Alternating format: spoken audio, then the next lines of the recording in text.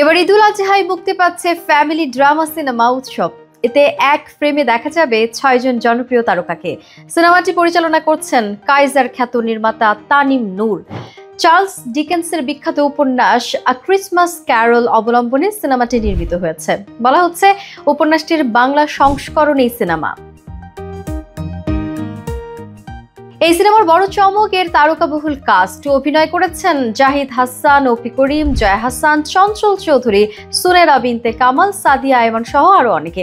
ঈদের আবহে নির্মিত এই সিনেমায় ফ্যামিলি ড্রামা, রোম্যান্স, কমেডি ও হররের দারুণ মিশেল রয়েছে। ঘনিষ্ঠ সূত্রে জানা গেছে ইতোমধ্যেই শেষ হয়েছে সিনেমার শুটিং, শুধু একদিনের প্যাচওয়ার্ক বাকি আছে। সূত্রটি জানিয়েছে আগামী 13ই মে সিনেমাটি নিয়ে আনুষ্ঠানিক ঘোষণা দেবেন নির্মাতা প্রযোজকরা। সবকিছু ঠিক থাকলে উৎসব প্রেক্ষাগৃহে মুক্তি পাবে আসন্ন ঈদুল আজহায়।